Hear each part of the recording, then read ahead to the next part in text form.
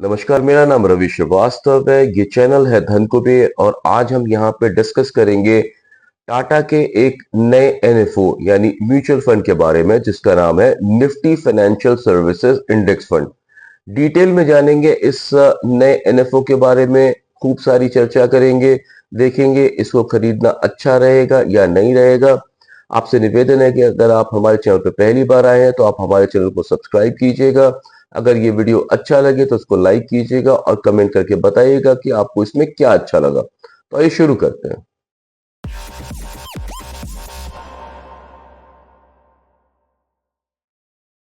जैसा कि आप जानते हैं, कोई भी जब कंपनी शेयर मार्केट में लिस्ट होने को आती है तो उसके लिए वो आईपीओ लेके आती है।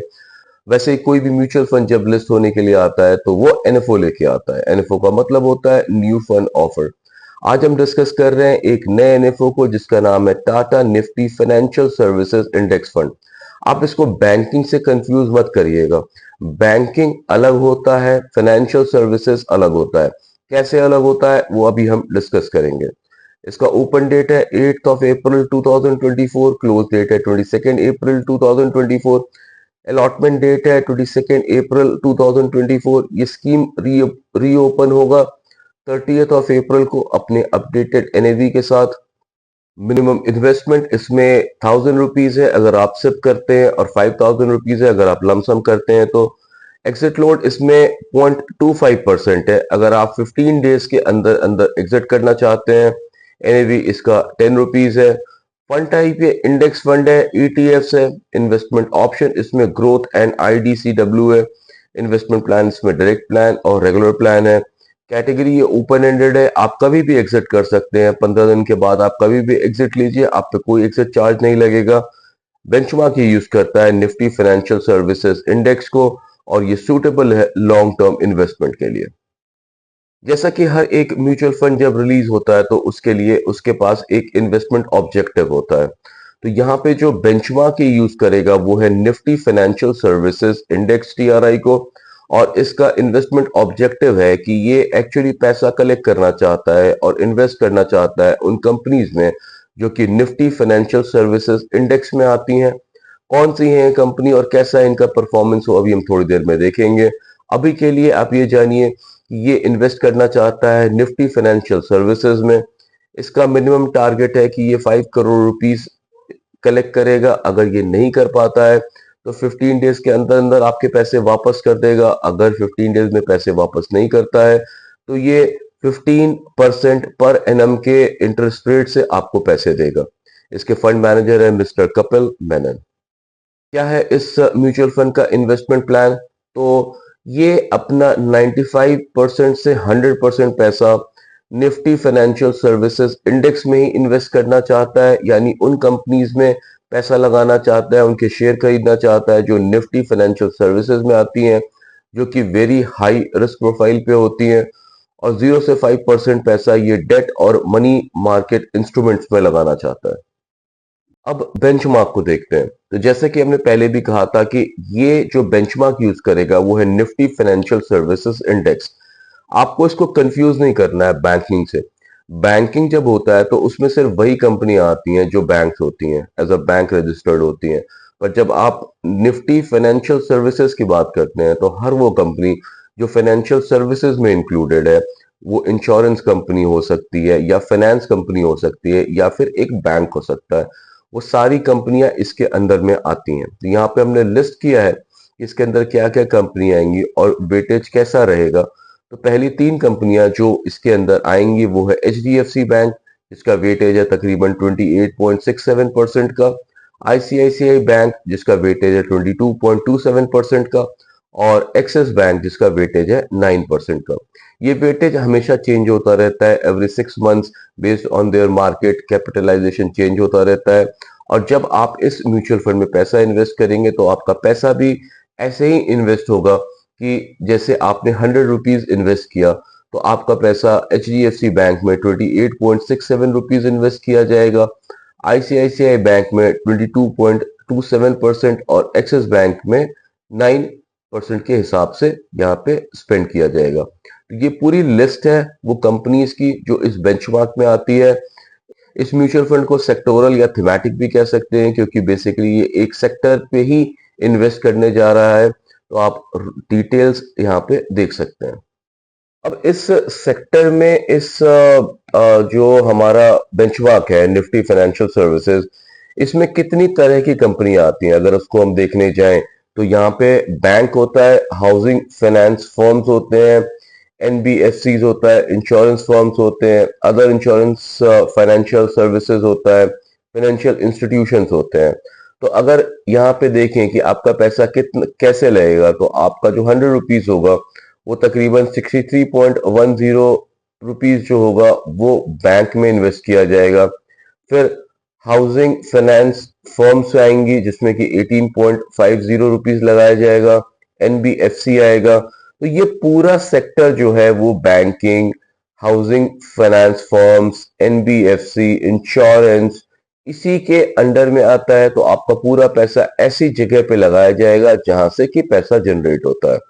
कैसी रही है इसकी परफॉर्मेंस अगर दूसरे बेंचमार्क से इसको कंपेयर करें, तो अगर आप एक साल का परफॉर्मेंस देखें तो एक साल का परफॉर्मेंस कुछ खास नहीं रहा है फाइनेंशियल सर्विसेज का। हालांकि लॉन्ग टर्म पे इनका परफॉर्मेंस अच्छा हो सकता है, पर पिछले एक साल में जहां रियलिटी ने या फिर पीएसयू बैंक्स ने या फिर ऑटो ने, एनर्जी ने अच्छा काम किया, वहीं पे इनका जो रिटर्न था वो बहुत ही कम रहा है। अगर परसेंटेज की बात करें तो तकरीबन ये 20 से 25% के अंडर में ही इनका रिटर्न रहा है। वहीं पे अगर निफ्टी रियलिटी की बात करें तो उसने 125% के ऊपर का रिटर्न दिया है।